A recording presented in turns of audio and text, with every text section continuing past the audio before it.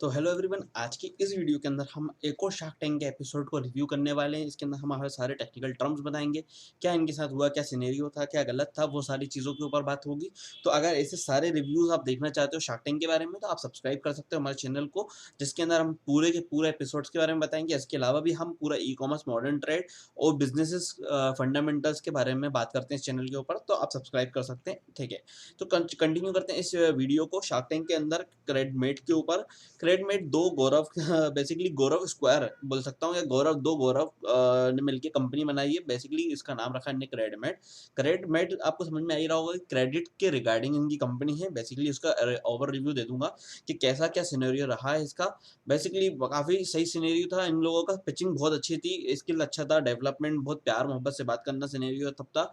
बात सबसे पहले एक टेक्निकल टर्म के बारे में करी गई, वो है सिबिल स्कोर। आप लोगों को सिबिल के बारे में पता ही होगा, जो बैंक्स डिनोट करते हैं उससे रिलेटेड, उससे इंस्पायर होकर इनने एक बेसिकली अपना स्टार्टअप बनाया। स्टार्टअप के अंदर इनने बताया कि अभी तक हमारे जो एक्टिव यूजर्स हैं वो हैं 2.75 लाख, ठीक है ना, मतलब अप्रोक्स 3 लाख रुपए या 3 लाख यूजर्स हैं। और इनकी जो पिच थी वो थी 5% फॉर 50 लाख रुपए, ठीक है। तो 10 करोड़ की वैल्यूएशन मांग रहे थे ये लोग, ठीक है। ओके, अब यहाँ पर इनके इंटरफेस के बारे में बात कर लेते हैं, क्योंकि प्रोडक्ट आप समझोगे उसके हिसाब से आपको डिमांड पता चलेगी। प्रोडक्ट इनका बेसिकली एक क्रेडिट देने वाला और लेने वाले दोनों के रिगार्डिंग था। सिनेरियो के एक बोरोवर जो बंदा क्रेडिट लेगा, वो क्रेडिट वाले के पास नोटिफिकेशन पहुंचेगा, वो एक्सेप्ट करेगा। वो एक्सेप्ट करने के बाद उसको पता होगा कि हाँ मैंने इसको इतना क्रेडिट दिया है। जैसे एक आप ओके क्रेडिट को भी आप देख सकते हो इसके अंदर, ठीक है। और साथ में उनने ये बोला कि जब आपको क्रेडिट वापस लाओगे तो बेसिकली हम वहां पर आपका ओटीपी देंगे, जिससे हमें पता चलेगा कि आपने वो क्रेडिट वापस करा या नहीं करा। ये इनका सिंपल सिनेरियो था।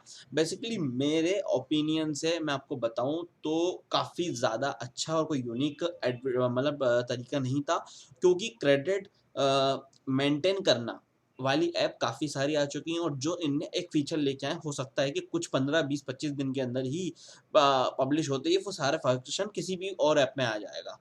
तो बहुत बड़ा नीश नहीं था, अच्छा हुआ कि इसमें फंड नहीं करा गया, ठीक है। तो बेसिकली इनने बताया कि हमारा पास 40 400 हमने केवाईसी करी है, और केवाईसी का ये पैसा लेते हैं। केवाईसी का पैसा कितना लेते हैं? 50 रुपये केवाईसी का लेते हैं।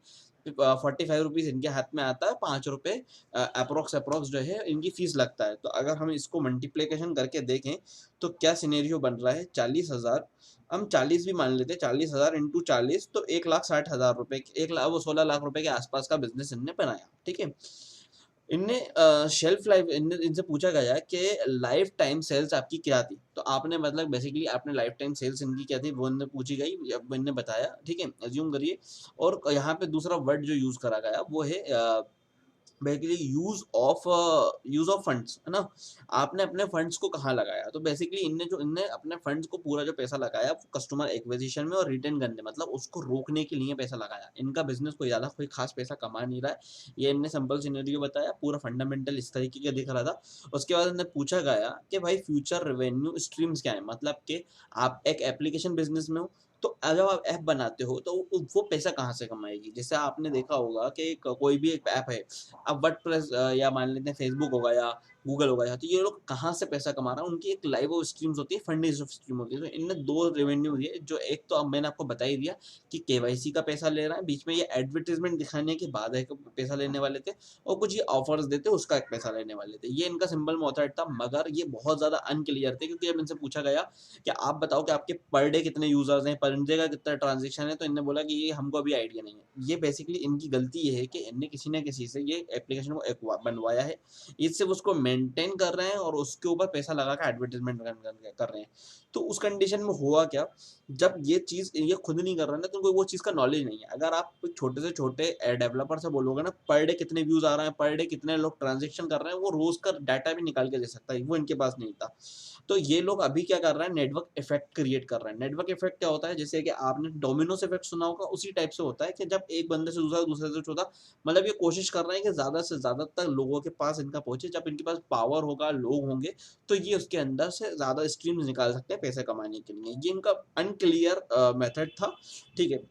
इनसे पूछा गया, चलो वो नहीं पता तो अब ये बता दो कि आपके पास टोटल ट्रांज़ैक्शन आज तक कितने हुए? तो उन्होंने बताया 1.17 लाख के ट्रांज़ैक्शन हुए हैं। मतलब लाख, डेढ़ लाख रुपए का ट्रांज़ैक्शन हुआ है टोटल। अब ये 2 चीज़ें हो सकती हैं, यहाँ तो इनको, यहाँ पे इनने रिव्यू सही से नहीं करा। जो हम लोगों को पता चला, जो अपन को पता चला, वही हम आपको बता रहे हैं बेसिकली कि टोटल ट्रांज़ैक्शन हो सकता है कि 17 लाख ट्रांज़ैक्शन हुए हों, 1,70,00,000 ट्रांज़ैक्शन हुए हों, या 1,70,000 ट्रांज़ैक्शन हुए हों, या सिर्फ़ इतने का अमाउंट। वैसे मैं नहीं मानता कि इतना कम छोटे अमाउंट का ट्रांज़ैक्शन हुआ हो, तो 1 लाख हो सकता है कि नंबर्स में हो, ये 1,17,000 ट्रांज़ैक्शन हुए हैं, ठीक है? तो इनने बेसिकली जब सारे शार्क आउट हो गए तो थोड़ा बहुत इनने रिव्यू करा और बताया कि हम बनाना बेसिकली यही चाह रहे हैं कि जो एमएसएमई समाधान था, जो उस टाइप पे एप्लीकेशन बनाई गई थी गवर्नमेंट की तरफ से, उस तरीके का प्रोटोटाइप या वो फंक्शनैलिटी हम बनाना चाह रहे हैं। काफ़ी सारी इसमें क्लियरिटी थी, क्योंकि ये एक पैसे के रिगार्डिंग बिज़नेस है, तो आरबीआई इसमें एनरोल होगी, काफ़ी सारी चीज़ें होंगी, तो वहाँ पे सब था। दूसरी चीज़ ये भी आखिरी में जाके निकला था कि आपका प्रोडक्ट मार्केट फिट नहीं है।